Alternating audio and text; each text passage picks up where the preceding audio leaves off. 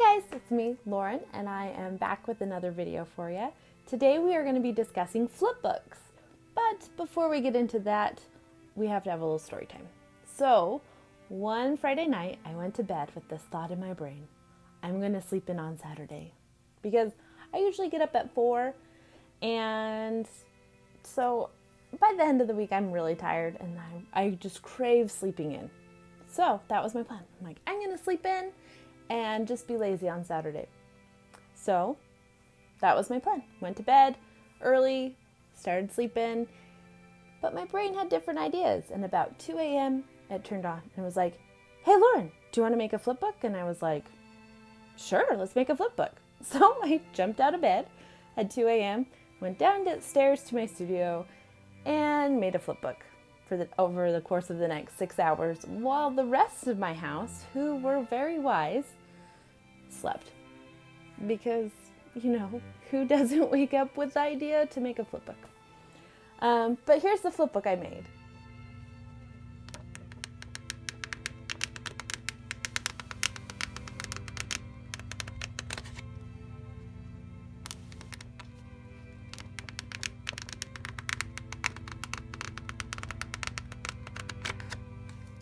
So after I finished that first flipbook, I was suddenly filled with so many different ideas on how to animate different projects and different fun flipbooks I could create. I was also really inspired by the work of Andy Animation, a popular YouTuber, and I just really wanted to create some more flipbooks. But being a mature grown-up who's also self-employed and needs to make money to pay her bills, I wrote down those ideas and kind of put them off to the side while I finished some commission projects I was working on. So once I finished those up, I had some downtime and I made a couple more flipbooks. So my second flipbook I made was this one called Spring Tulip, and I was really inspired by watching the plants grow in my garden and the whole life cycle of those.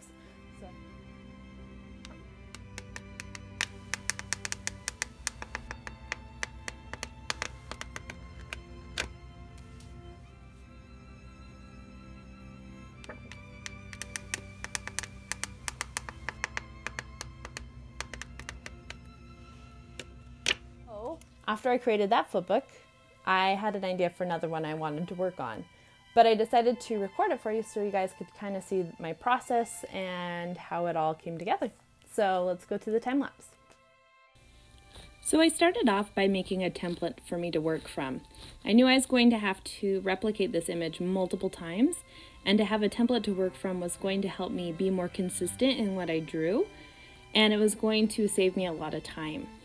By having a template to work from, I knew my image was going to stay the same or more or less, and so it was going to make a smoother transition with the animation than worrying about the image varying too much. I then took my template and I figured out where I wanted it to be and taped it down so that it could stay the same as I worked. I also had some tape acting as a guide to help me know where to place my cardstock so that it was consistent as well. So for this piece, I was really inspired by the hard candies that you see in candy shops and the patterns and colors that you see in them. And so I wanted to create something that played with that. So I traced the image multiple times, and as I was tracing it and figuring out what I wanted, I decided I want the candy to kind of come up from the bottom.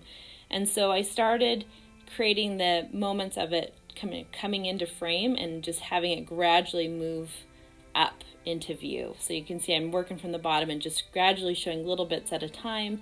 And you even see the tick marks on the tracing paper that I used to kind of gauge where I was on the previous page. That way I could have a nice smooth transition.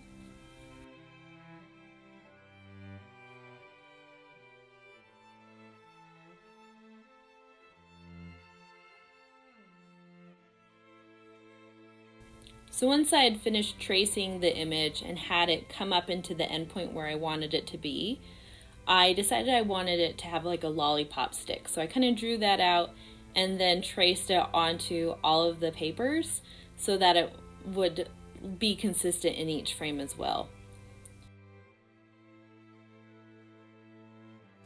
So once the tracing process was over, for the most part, I started inking the paper. I was just using a micron pen, and then I found the tape that I had used for my initial guide was really helpful in making those circles really smooth.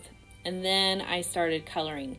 Now, for my idea for this piece was to have it come up into view, black and white, and then to have the color kind of come out of the center and fill the whole lollipop.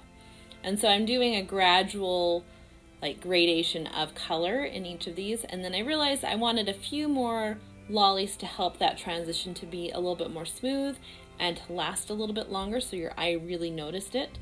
And so I did a few more and just kept coloring and double checking my work, flipping through it and making sure it stayed a nice smooth transition. I also decided to add some purple shadows to the edge of it to help it pop from the white background. I figured that was easier to do than coloring the whole background on each card. So after I got done coloring it, I kind of flipped through it to see how it was progressing, and I decided I wanted the flipbook to be a little bit longer than what it was, and so I decided to have it look like someone was eating the lollipop after it filled with color. And so I pulled out my light box again and started drawing the lolly like it was being eaten, and I just used the previous card underneath each new one I created so I could have a guide on where the bite marks were so it could stay consistent. And then again, just inking it up and coloring. This was a really long process, and by the end of it, my arms and hands were so tired from coloring all the time. But I feel like adding that little bit more of the action of it being eaten really helped to make this a fun flipbook. Once I got done with the initial coloring, I flipped through the flipbook to kind of see what needed to be tweaked. And I decided that the shadow on the edge needed to be reinforced. So I grabbed a dark purple pencil and just help strengthen up that shadow and help the lolly stick out from the background. So once I got done coloring it, I stacked it up nicely in the right order and put it together. I made sure I stacked it along the flipping edge. That way any variation in paper size wouldn't interfere with how well the book flipped. So here is the finished flipbook.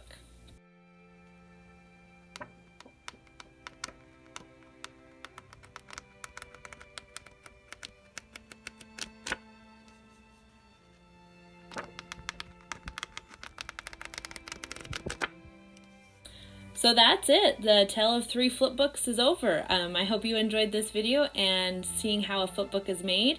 If you did, please hit the like button, and if you want to see more of what I create, please hit the subscribe button. Have a great day. Bye!